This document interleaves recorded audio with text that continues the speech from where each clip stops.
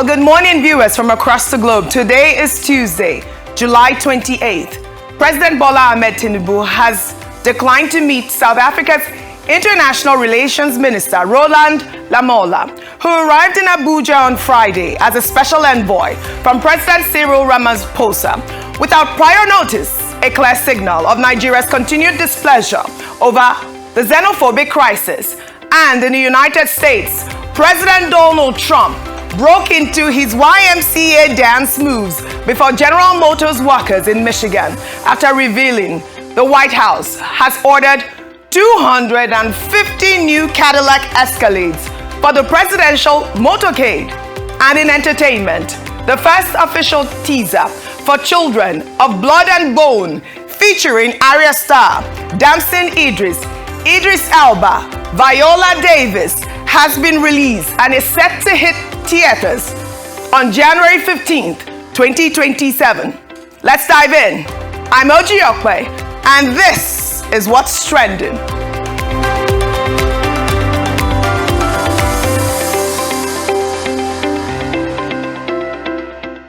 Now, before we dive deeper, let's see what you're talking about right now. We've been tracking conversations on X, Facebook, our YouTube live feed, and of course, Leke. And three stories are dominating your timelines this morning. Trending at number 1, presidential spokesman Bayo Ononuga has taken a swipe at NDC presidential candidate Peter Obi, describing him as a political nomad and calling his recent interview a PR disaster after Peter Obi urged President Tinubu to retire. Peter Obi's supporters are firing back and social media is divided. Trending at number 2, the fake agency scandal has taken a stunning new turn. The Accountant General of the Federation, Shamsuddin Ogunjimi, has revealed before a House of Representatives committee that a forged State House letter was used to trick his office into granting official recognition to the Phantom Council. We have the details. Trending at number 3, shocking scenes from Anambra State after a private hostel serving Federal Polytechnic Oko students collapsed, leaving 2 dead and some students trapped underneath. Nigerians are outraged online, asking who approved this building for habitation. Now, here is where you come in. Join the conversation. Use the hashtag What's Trending with OjyOkpe. Comment on our live feed. And of course, Leke. Tell me which of these stories matters most to you, because for the next hour, we're going into everything that has Nigeria and the rest of the world buzzing. But first, rescued principal Rachel Alamu delivers a deeply moving testimony, revealing that she prayed that her grave will not be in the forest of Ogbomoso. Let's watch. The 7th week was the hardest for us all. That was when the troop increased their hair rates. It was so intense and persistent that at a point, the fear of the bandits became secondary. We were just praying that missiles will not be accidentally dropped on us. But God kept us because we were so exposed, only covered with polythene bags and grasses. So amidst that fear, God consoled our hearts. And that week, it started on Monday. They had told us the previous week that the governor said that before Friday the next week we will be released. So we were calm. But when the hearing started on Tuesday, they become so furious. Later in the night, we started hearing shovels walking. My men, the 2 of them, were shouting, Mama lo shovel, amanguro shovel. Money, one shisha kan lowo ni. I was crying as I was saying, because we all knew what that meant. They were about to bury another person. The place was so terrible that anything could have happened that place. I just told God, my grave should not be numbered in the forest. And God helped me.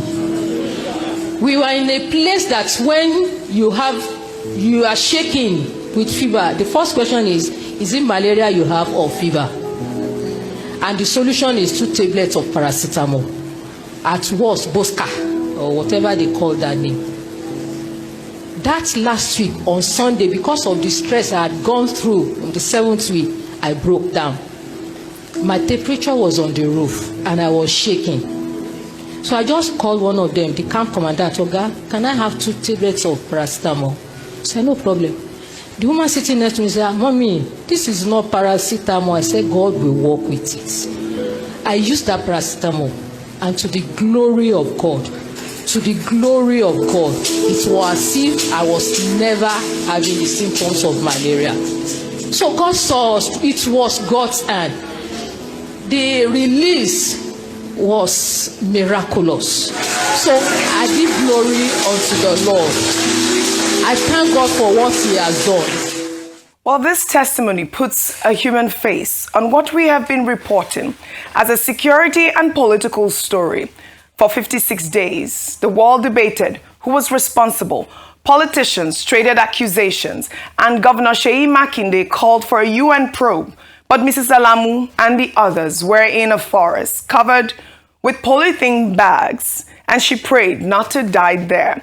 It is a sobering reminder that even successful rescue operations come with a human cost that statistics never capture, because Mrs. Alamu returned home, but returned changed, and has not yet decided whether she will go back to the school where she worked for 28 years. Nigeria owes her and every teacher the assurance that no Nigerian educator will ever have to pray their grave away from that forest, or from a forest again. Good morning, Dr. Abati. Good morning, Ayo. Good morning, Rufai. You were saying behind the scenes that thank God it was a Thanksgiving and not a burial, not a funeral. We thank God that she's alive. And this past Sunday, she went out there to thank God and, gave these graphic details, really just summarizing the fact that, the security forces came out to their rescue, and their ordeal was quite the story, Ayo. It was quite heartbreaking. But before I come to you, Dr. Abati, I believe, meanwhile, heartbreaking videos are coming out of Plateau State, where scores of people were killed on Saturday, July 26th, when terrorists attacked a village in Mangu local government area of the state. In a video shared by Equipping the Persecuted, families were seen mourning their loved ones by a graveside. Let's take a look.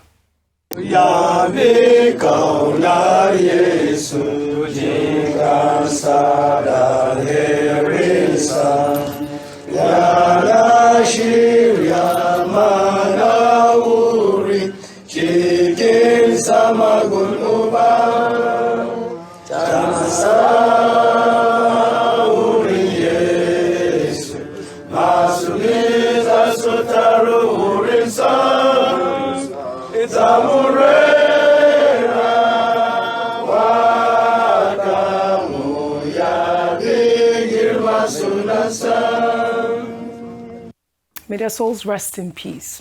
According to reports, the terrorists stormed the village around 1:30 p.m. on Saturday, opening fire indiscriminately and burning homes. Troops of Sector 9 Operation Enduring Peace were swiftly deployed, evacuating many civilians to safety. But tragically, one soldier, Lance Corporal Yusuf Zakari, was shot and killed in a fierce gun battle while positioning himself as a blocking force between the terrorists and the community. May his soul rest in peace. Dr. Abati, this marks yet another assault on communities in Plateau State. Over 50 lives have been lost since June 1st alone. I'd like you to tie in both stories before we take more security All topics. of these stories point to the dangerous, frustrating, precarious situation in which we live in Nigeria. These are no happy stories. Yes, Thanksgiving for Mrs. Alamu and the students and some of the teachers who survived in the Orire local government incident. But again, she was given a narration with a lot of pain in her heart. Yeah, she has returned to her family, others have returned their families, but there are still about 2 other women. The woman whose husband was beheaded, the other teacher who was also killed. So all round, it's not a good comment on the plight of the average citizen in Nigeria nor is it a good comment, particularly on the fortunes of teachers in the Nigerian community or of the young people in whom we invest a lot of hopes about the future. Right. But beyond all of that, the lesson of that particular experience and also that of Plateau State, where people were just killed in broad daylight, and this was described in the reports as a case of Christian massacre, which you then, give the impression, further affirm, those who talk about Christian persecution in Nigeria, Christian genocide, some people say, right, which is a much stronger word. And there were other incidents over the weekend, also in Kaduna State, southern Kaduna, or perhaps in other parts of the country. And the subtle reminder of this is that the Nigerian government has an obligation to live up to its duty, its commitment under Section 14 sub 2b of the Nigerian Constitution, which is the same phrase that we repeat every day so that, possibly somebody will understand the meaning. All right. That the security and welfare of the Nigerian people shall be the primary responsibility of the Nigerian government. All right. Perhaps if that is the case, Mrs. Alamu will not be thinking of leaving the teaching profession that she loves so much. Professor Alamu will not find himself in a situation where he will switch off his phone because of the trauma that he went through. All right. And their sons that appeared in that video will not be having anxieties about their future as Nigerians. Thank you, Dr. Bati, for your submission. And may their souls rest in peace. In the same vein, Kaduna State Governor Sani has condemned the killing of at least 30 people following a terrorist attack in Kauru local government area, a border community between Kaduna and Plateau States. The terrorists attacked around 11 p.m. on Sunday, shooting indiscriminately, setting houses ablaze, and killing people, including 8 children. The governor has directed security agencies to intensify operations and the Kaduna State Emergency Management Agency to provide immediate relief to the affected families. 30 people gone. May their souls rest in peace. In the same vein, also in Borno State, terrorists suspected to be linked to Boko Haram or ISWAP abducted the wife of the pastor of the Church of Christ in Nations and 3 of their children while they were traveling to Damasak, just days after the wife was discharged from hospital following a prolonged illness. The incident occurred earlier this month, and as of this report, their whereabouts are still unknown. The Borno State Police Command has yet to issue an official statement on the abduction. This is a family torn apart, and the silence from the authorities is deafening. We're waiting to hear from the Borno State Police Command. We've seen so many other stories coming out of Borno State as well. But this family, you've talked about the targeting of Christians. How can you kidnap a mother who just came out of the hospital with their 3 children? I'm calling on the Borno State Police Command to, tackle this story as well. I thought to highlight these, insecurity stories so that, our security forces are aware, because it seems like we haven't gotten the response that we need. Now let's take another story. The founder of Salvation Ministries, Pastor David Ibiyeomie, is condemning the recent ban on preaching in public buses, blatantly describing it as a stupid law while preaching to his congregation on Sunday. Ibiyeomie declares that if Muslims are allowed to have loudspeakers outside mosques, Christians should be allowed to practice their faith. Let's take a look. Don't edit it to a social media man. Put it as I said it. Don't turn my words. Don't edit what I said. Put it as I said. We want peace. Allow Christians alone. As we allow Muslims, also allow what? Christians. Are you aware that they say you should not preach in buses? Are you aware? That's a stupid law. Say it's a stupid law. I will not be alive. See Christ being humiliated. Nigeria has gotten so stupid. The so-called men were in assembly. I don't know where they kept their brains. Nigeria will not preach in buses. Are you aware? But you put loudspeaker outside. Nobody's talking.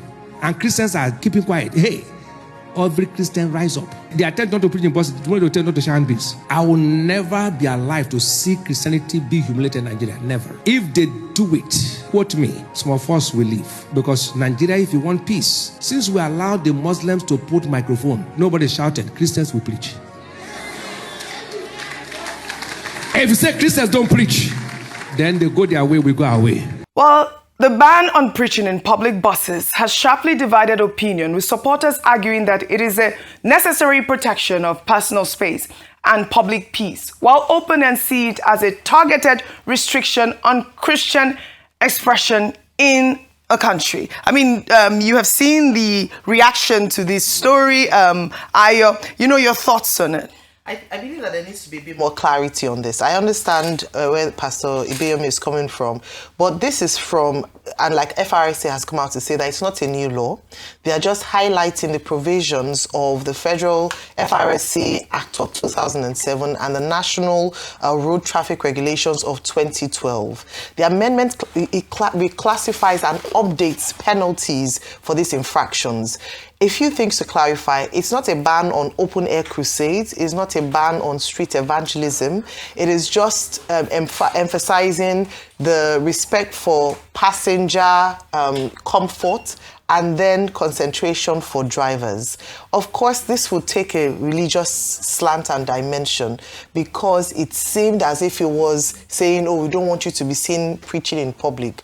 What they're saying is that it's part of the law, without specifically saying or talking about bus evangelism, talks about protection for and safety for passengers, and also protection and safety for the drivers as well. However, we'll now have to see the fine line between, the provisions of the law and the religious freedom, and also the freedom that other religious sects enjoy.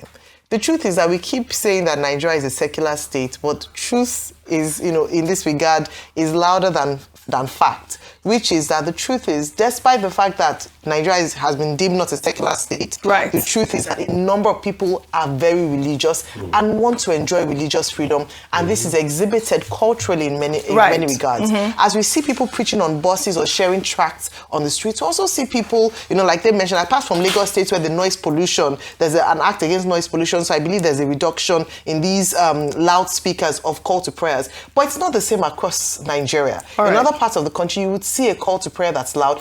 During festive season, you would see people come out on the streets to pray. And so there have been conversations around this, and that distinction between what should be law and what then encroaches on people's personal freedom to their right to religion. Fantastic. I'd like everyone to chime in on this. Rufai, your thoughts really quickly before. What I'll just say basically is, please do not encroach on any other person's religious freedom, pure and simple. Yeah. The truth has to be said. Everybody has a right of freedom of religion, but where your right stops, all right, that's where the right of another person begins. Yeah. Please, it has to be said. I was making an example this morning that, yes, people go into the bus, preach, collect money afterwards. If people like us that are also, or people that have affinity for Igbe or Ailala, Rufai, you're always talking about this. Is it true, or you just make a joke? No. Are you an Isha worshipper? No, I'm not an Isha worshipper. I'm a Christian. You're a Christian. Okay, I have to say that. All but right. I also have to respect the sensitivities of those people. And you know why I keep mentioning them? Yes. It's because they are not mentioned enough. Okay. We just act in this country like they are only but you align Christians with them and Muslims. in a way. Who said they are minority? A lot of your Christians and Muslims are either Ugboni. But they identify, if you look at the sense. They will not tell you because the first thing the Western people did, Oyiboma, when they came here, they demonized our traditional religion, which is a big discourse I want to start. No, don't start that. Not yet. They demonized our traditional religion and they say it's only Christian and Islam. All right. So, but all I'm just saying is, if somebody too that ties Igbe and come in front of boss and say he wants to also people, no, in that same bus, people will say, I plead the blood of Jesus, I plead the blood of Jesus. So please, let's just respect each other's religious inclination. That's just it. Igbe is not a devil. The traditional religion is not devil. Okay. All right, Dr. Mati, quickly, just a sentence. I just want to... Yes. In the face of the backlash, yes, the FRSC has said this is not a new law. Yeah. What is being done is to update the FRSC Establishment Act of 2007. And then the Senate has now acted. I think the amended act, has gone to the president to sign. Now, the controversial part of it is about hawking inside buses, preaching inside buses. And the excuse is that it can distract the attention of the driver. So safety considerations. However, as a veteran in those days of the mode where the Mame Wagon room and parlor contraption that was used generally for public transportation because it was phased out. Yes. It was a lot of entertainment because you enter a bus yes. At Alakuko. After you have traveled for about 5 minutes, somebody will stand up and will start praying. And then he will distribute tracts, and then he will go down. These things didn't cause accidents. Okay. Then another person will stand up and he will start preaching that he was selling a particular tablet. That one tablet can cure from malaria to syphilis. Some people will buy. Then you've told me Alamu a babalawo will stand up. And the babalawo will sell charms yes. that you can use to get a girlfriend or that you can use to achieve anything and become rich.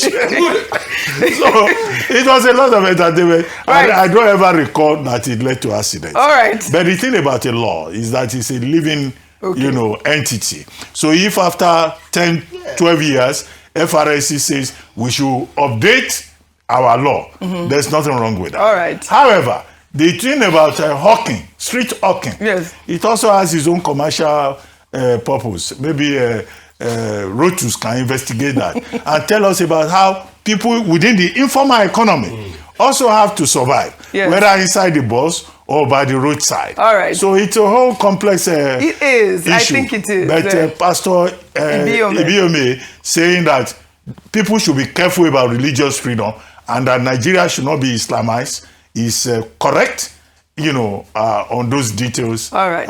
As he put them. Well said, Dr. Abati. Thank you all for your submission. Now to politics. Reactions are trailing the lawsuit filed by the Obidient Lawyers Forum demanding that NDC presidential candidate Peter Obi be provided maximum security ahead of the 2027 election. The suit named President Bola Ahmed Tinubu and top government officials as defendants, citing Peter Obi's recent statement that he may not be alive to contest the election. Human rights lawyer Kingdom Okere referenced the unresolved murder of Funshaw Williams as a warning of what happens when political figures are left unprotected. Let's take a look. The presidential candidate of the NDC and our principal in the Obidient movement, he has alerted the whole world that his life is under threat by the Bola Ahmed Tinubu administration, by the government and the agencies of the Tinubu administration. And we are here simple. We have come to court to enforce his fundamental right, and we are praying that he should be provided adequate security. We don't want another Funshaw Williams in Nigeria. You people know that of recent, Peter Obi, in a very viral video, claimed that he won the 2023 presidential election. He said it, it's online, you Google it, he said that he won the 2023 presidential election. And the implication is that Tinubu and the former INEC chairman, Yakub Mahmoud, stole his mandate. And Peter Obi is warming up to reclaim his mandate in the 2027 presidential election. And it's a similar scenario that happened in Lagos State. Like more than 20 years ago, even all the security agencies in Nigeria, the DSS, the police, nobody has come out to say who killed Funshaw Williams or how Funshaw Williams died. Funshaw Williams died in Lagos while he was said to be warming up, to contest the 2023 governorship election in Lagos State, to reclaim his mandate that he believed that was stolen. So we don't want similar scenario. Peter Obi must not be another victim of political assassination. He must freely go to any part of the country, to campaign and engage people. Sell his manifesto, tell Nigerians about his ideology to bring this nation out of poverty and corruption. All right, Rufai, the lawsuit has divided Nigerians, some calling it a necessary step to protect an opposition candidate, others dismissing it as political theater. Your thoughts? Whatever they say. Yeah. Oji. And Dr. Abati, you have to help me here because you are an alumnus of government. Obi must be provided with security. And I think it's the responsibility of state. And that's why I want to ask you, Dr. Abati, are there provisions for security once somebody becomes a presidential candidate by the states? Well, when you are a person exposed to risk, yes, for political reasons, there is what they call VIP protection. Okay. The problem with Nigeria is that it has been abused. Okay. But you have to apply, and the authorities will consider the risk, and they can assign to you for your protection, you know, maybe DSS, okay, maybe civil defense, maybe policemen, persons who have been adjudged to have been trained in the direction of VIP protection. It's the abuse that is the problem. I know. But a person that is exposed to risk can seek protection of the state. Thank you for that. The second question we should now ask is, has Obi applied for that? Because we are supposed to apply, like Dr. Abati said. You have to apply. Has he applied for that? Because, like he said rightly, Oji, maybe today is the 20th anniversary of Funsho Williams' death. Yesterday. Yes. Is it only Funsho Williams? Yeah. The Attorney General of the country was killed. Uncle Bola Ige. Nothing came out of it. We've had other political killings. This guy in Ekiti was killed. Daramola. Nothing came out of it. Marshal Harry was killed. Nothing came out of it. Suliat Adedeji was killed. Nothing came out of it. We can go on and on and on as regards Dikpo Dino in Ogun State. DD Direct of blessed memories. Nothing came out of it. So please, if people are calling, and because there were some states Obi went to that people have said he has to come and meet them before he gets security. And true to type, gunshots happened around where he was. So this man must be protected because we must not hear stories.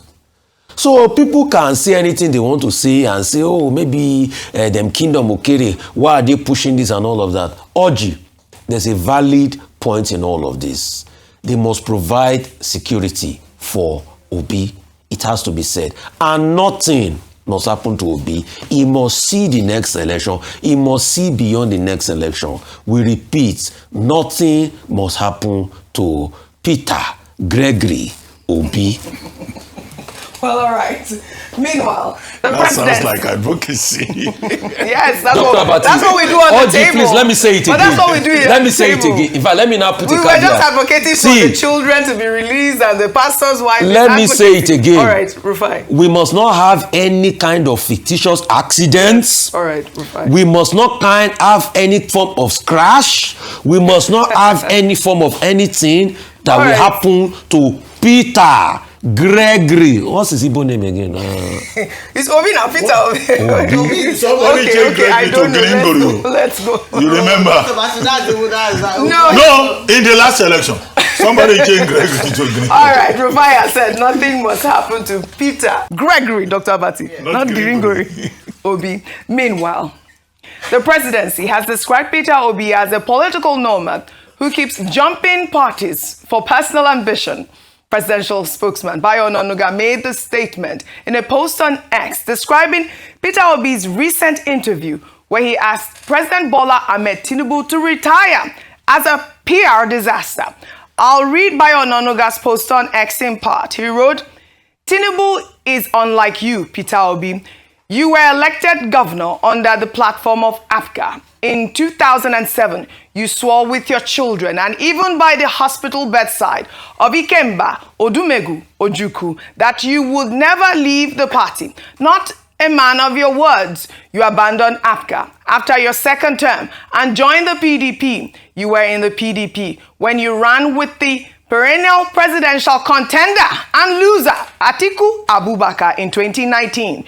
Your presidential pair lost to Muhammadu Buhari and Yemi Osibajo of the APC. You did not wait to rebuild the vanquished PDP. Instead, you pursued your selfish interests by joining the Labour Party. You ran as the party's candidate in 2023. You lost the election and came third behind Atiku and President Bola Ahmed Tinubu. The Labour Party fell into a serious leadership crisis after the election, with campaign funds in your possession not fully accounted for. instead of waiting to solve the crisis and rebuild it into a formidable group like a good leader will do. You again chickened out. You teamed up with Atiku to hijack the political group called African Democratic Congress, a special purpose vehicle, when you found out that you would not be able to clinch the group's presidential ticket in a free and fair primary election. You didn't hesitate to jump ship to join the court-registered NDC, promoted by a former governor, Senator Seriki Dixon. It is not in doubt that if the NDC fails to deliver what you want, you are not far away from the exit door. You would shamelessly migrate to yet another party. You do not build. You always want to reap where you did not sow. Ayo, over to you. Okay. All right. So earlier this week, I talked about. Can Ayo speak? Let me speak first. That's a busy Igbo name. I found it. Okay, you Googled it. Google is our best friend. Okay, I have to get it. Go ahead. So earlier this week, because of our time. Mwabwasi Obi. Look at the attack. Go ahead. Because of our time. Because of our time. Let me not. I mean, he said a lot of things which is not new. A lot of the criticisms, and I think we've talked about this, especially when at the point where Mr. Peter Obi joined the NDC, and there has been a trailing or just a record of how he has been able to move from party to party. For whatever reason, there have been talks about sabotage, this and that, but for whatever reason, it has been said that he moves from party to party. However, Oji, this morning, I want to talk about the presidential spokesperson, because I believe that conversations like this ought to be left to the spokesperson to the President Bola Ahmed Tinubu campaign office. The reason I'm saying this is because there's been a lot of criticism and talk, but I want this same fervor and obsession to be addressed to matters of critical, national importance. Critical national importance. I do not think till now that Mr. Bayo Onanuga has released a statement around the Kaduna killings. I don't think until now, Mr. Bayo. So what I'm saying is that, yes, I know this is election season, but I also believe that there's a place for accountability to the people whose mandate you stand on, which is to give them reports. And my concern is that there's so much focus and talk about a candidate, or sometimes, Alhaji Atiku Abubakar, that we do not see the process of governance rigorously and properly done. And so what I would prefer is that let the campaign office of President Bola Ahmed Tinubu deal with his opponents in the next elections. And let the presidential spokesperson speak to the Nigerian people, since the president himself has not spoken to the Nigerian people. So let the presidential spokesperson speak to them. I'm talking about the interview, just on this final point. A lot of points have made that in this country, and that's why I keep talking even about ministers that are accountable. They are the ones who come under fire the most. The ones that don't talk at all, whether you want to know what they are doing or not, don't come under any fire. So Mr. Peter Obi continues to subject himself to interviews and conversations and interrogations. Not once has I have not heard Alhaji Atiku Abubakar come out for a conversation. The president, who has the mandate of the people, has not come out to speak to the media in a formal interview. That is the accountability that we should ask for more. That is what we should be calling up for more. A quick sentence, please. We have more on politics. For Mr. Bayo Onanuga, that you're accusing somebody of moving around. President Tinubu went from SDP in 1993 to AD, from AD to ACN, from ACN to AC. What's it called? What's the party now? APC. APC. Yes. How many political parties are that ones? I think you've just mentioned four. But yes, all right, quickly. The point to note is that the Nigerian Constitution recognizes the freedom of choice. You can move from as many political parties to the other, as long as you think that is where you will succeed. The other point is that no crime has been committed. That's the main point, really. The third point is that all of this is just distractions. All right, good. Personality attacks. Nigerians want to hear, what are you proposing? What is your contract with the people? All right. When you get there, what do you intend to do? Ideas, not insults and personality attacks. Well said. Dr. Abati, more on politics. I'll come to you on this one story. The Yoruba Ronu Leadership Forum is accusing former President Olusegun Obasanjo of secretly working for President Tinubu's 2027 re-election, saying his recent attack on ADC presidential candidate Atiku Abubakar has exposed his alleged covert alliance with the ruling party. The president of the association, Chief Akin Malaolu, said Obasanjo's controversial letter to former Ogun State Governor Olusegun Oshoba, in which he alleged Atiku financially mobilized the late former Speaker Gali Naba to impeach him, was a deliberate attack on the opposition. Malaolu declared that by this letter, Obasanjo has only confirmed speculations that he is working for his kingsman, President Bola Ahmed Tinubu, to actualize his second-term ambition. Now, this is a serious allegation, but it is not without context. Obasanjo has a long history of dramatic political realignments, backing candidates before withdrawing support. Reactions are divided online. And I'll take this post from Pure Mind, who wrote, Obasanjo is not working for Tinubu. All Nigerians, including Obasanjo, are working against Atiku becoming president. If anything, Atiku is the one working for Tinubu. Atiku has no business contesting 2027. Instead of Atiku becoming president, let Tinubu continue. All right, Dr. Abati, your thoughts on this? It's very straightforward. Chief Akin Malaolu, right? Yes. That's the name. He's making a claim that he himself cannot sustain. Right. So I see it more or less as one of those distractions. To the extent that it's a very frivolous allegation, right, in my view. We all know the reputation of former President Olusegun Obasanjo, the very distinguished letter writer of Nigeria. And we know that he has very clear ideas about his own opinions. If he's supporting any of these presidential candidates, he's somebody who will come forward and say so himself. Right. He does not need a certain Chief Akin Malaolu to second guess him or to interpret him, and he will say his mind as it is.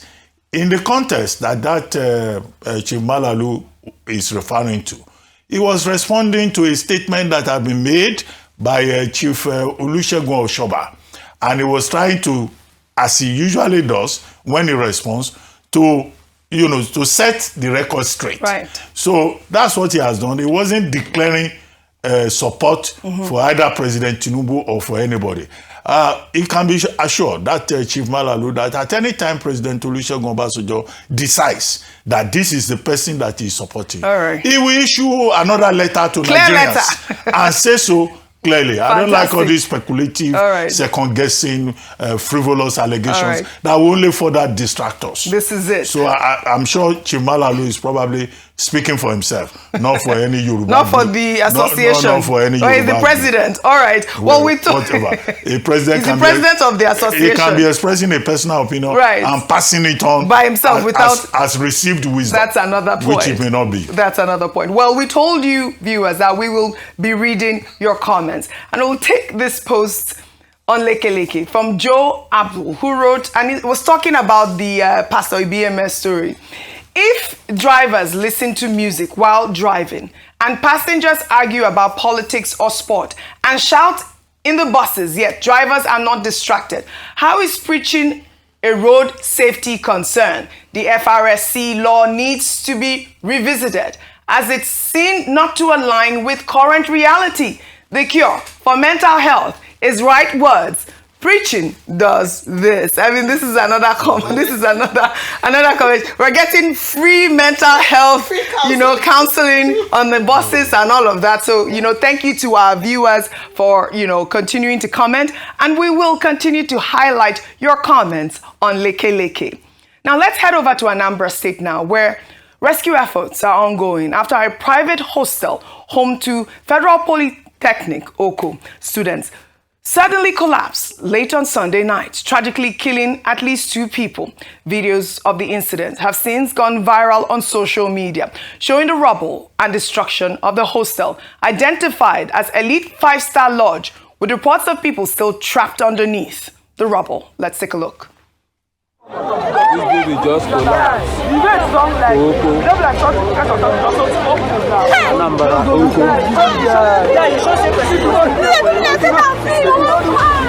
building just fall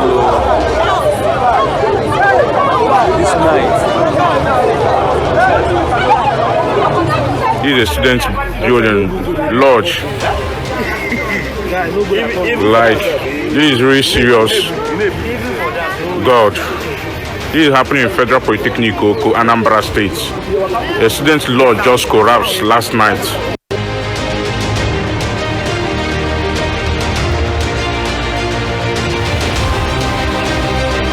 The general information that we are getting is that the building has some structural defects. So far, we have rescued 3 people alive. They are receiving treatment in the hospital.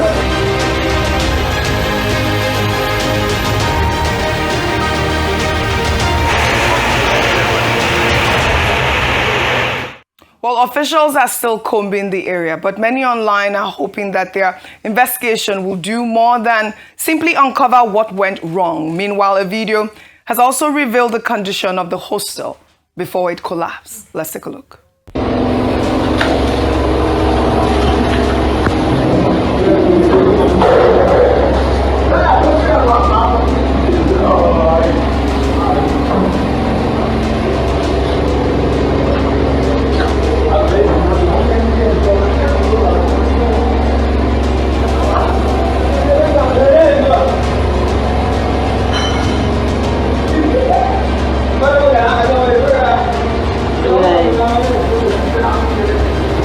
Jesus. No, I cannot go any further because I'm scared. Just hearing breaking ties inside. This is not go up on my head, I beg. I mean, Aya, look at that. Look at that building, and it was already dilapidated right before. Thank you to the person who filmed that. 2 people dead, people still underneath that rubble. Really sad. One word investigation. One thing that we can see based on this video is that there was already notice that this could have happened. Yes. Was this reported? Was action carried out after it was reported? Who was responsible for, for the physical planning commissioner or Ministry of Physical Planning, and what was done so that we can prevent incidents like this from happening? Very sad. Again, may their souls rest in peace. We will follow up on the updates to this story.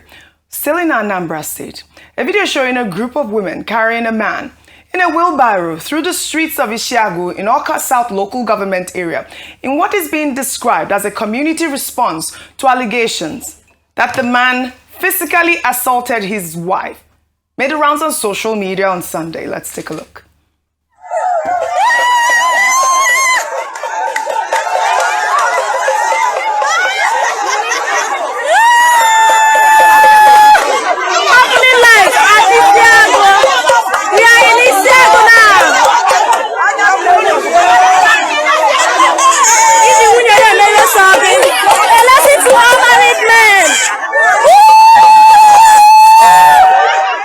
Dr. Abati, over to you. I mean, reactions have been divided. Really quickly, look at what they're doing to this man. Umwada, known as women of the community, is a very, very powerful age group in Igbo communities. Yes. Which is a challenge to misogyny and, male hierarchy within the community to prevent abuse. Yes. So the Umwada in this particular community decided, to defend one of their own who was being brutalized by her husband. Yes. The only difference is that this looks like jungle justice because the man was That's very helpless. Yes. If it is a case of assault, a man beating his wife, the place to go to is the police station. Even if Nigerian policemen have a notorious attitude, if you take husband and wife to Nigerian police station, you may be told that this is a police station. We don't inquire into husband and wife matters. Go back home and settle with your husband. Maybe that's why these women say, we too, we are an authority in this community.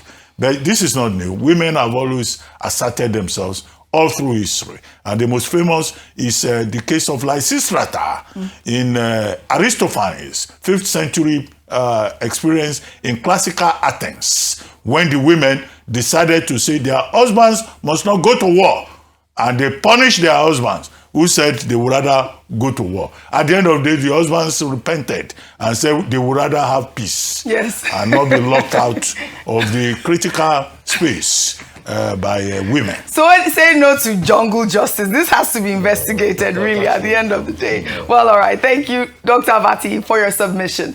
Now we're on the milestones. Today we celebrate the birthday of Professor Charles Chukwuma Soludo, the governor of Anambra State, who turns 66 today, July 28th.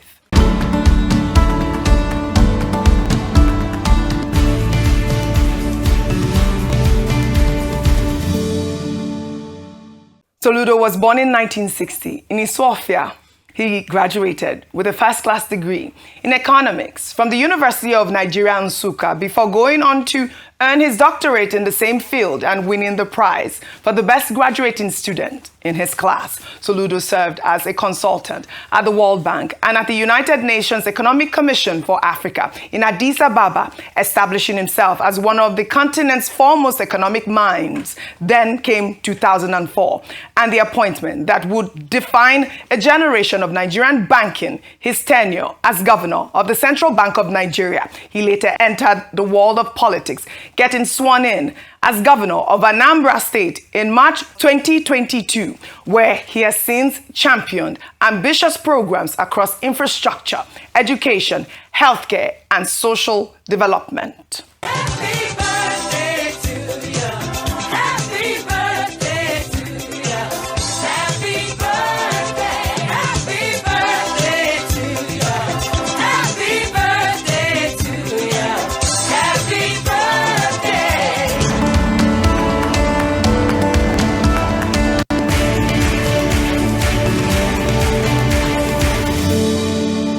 All right, from all of us at Arise News, we wish Governor Soludo a very happy 66th birthday. Soludo solution. And it's double congratulations. Double congratulations. Because he has a first class. Yes. He just had a daughter. Correct. Who also got a first class in neuroscience. And you know, I'd like to tie this in as well. We'll highlight our photo of the day. And it's showing the state governor, Professor Chukwuma Charles Soludo, with his family and his famous son, Ozona, who is a musician and a social media sensation, posted the photographs on Instagram, also featuring his siblings and the First Lady of Anambra State, Noye Soludo, with the caption, "Peace and love, happy Sunday." I mean, I loved to see that picture. I didn't see the first class daughter. We had that as well. Yes, Oduko. Yes, yes. Congratulations to that as well. Must be very proud. And this is the proud son of Shali Wagbafo. Yes, who Ozona? No, so the son of. Okay, you mean Soludo? Chukwuma? Yes, Chukwuma yes, Soludo. yes, fantastic. Congratulations to the first class daughter. And of course, it was also nice to see Ozona, who is a social media sensation. He's really a dancer, and I loved. He has a huge following, and I love the camaraderie with the family and all of that. Congratulations. One of these days. I will. I thought so. My editor is always. Baby, let's go. Let's go. Let's go. Oh, you know you. It's a big trip. Big flex. It's a big flex. Big flex. Me are you. It's a big flex. Okay. Today is Soludo's day. Today is Soludo's day. Please. Me are you. It's a big flex. All right, big very flex. well. Thank you. Thank you. Congratulations. Double celebration, like you said. Happy birthday to the governor of Anambra State, Professor Charles Chukwuma Soludo. More on the milestones. Today we celebrate the former director of nursing services in the Ministry of Health, Mama Ayola Mary Badejo, who recently turned 95 years old.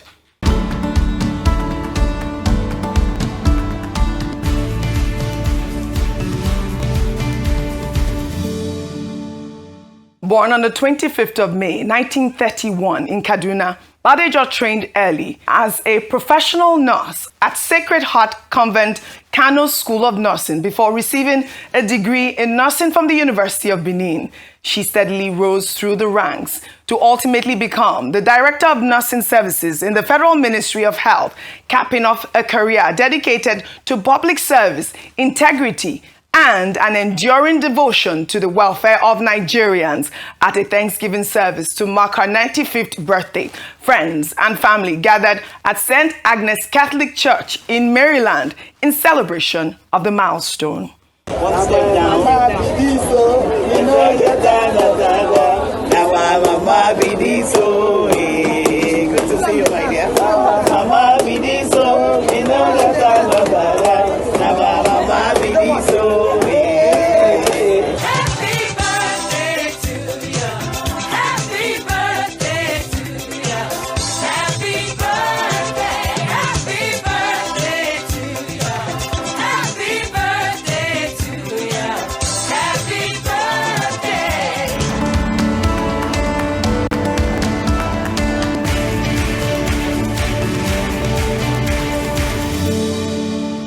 Now our mama be this so we no get another one. Now our mama be this so I mean congratulations. Happy birthday from all of us at Arise News. We wish Mama Ayola Mary Badejo a very happy 95th birthday and thank her for her service to the nation. Let's take our good news report now. And it's a landmark moment for Nigerian music on the global stage. One of Nigeria's most iconic entertainers, Oladapo Daniel Oyebanjo, also known as D'banj, has made history by becoming the first Nigerian artist ever to ring the closing bell at the London Stock Exchange.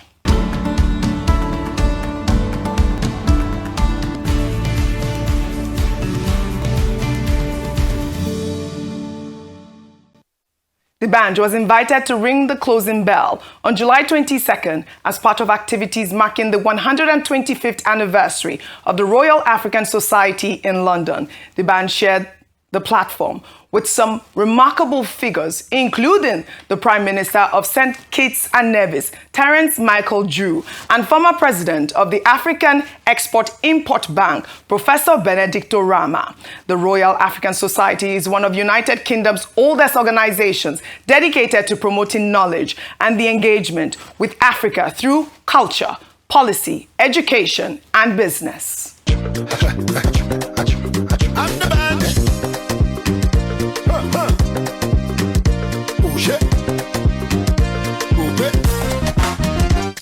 Baby, tell me what's your name? Tell me what's your number? Is it me or something else? Cause your back I seen that thunder.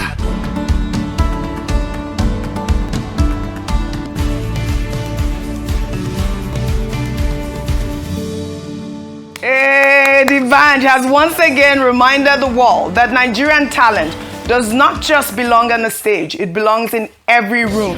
Congratulations to Coco Master. Huge congratulations. On that note, I'd love to thank you all for your great analysis, as always, on What's Trending. Dr. Mati, what were you about to say? I saw you smiling. You heard me say Coco Master.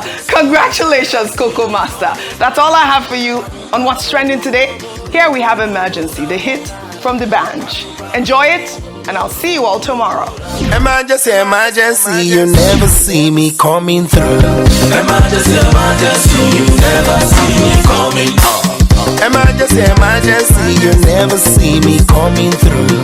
Emergency, emergency, you never see me coming through.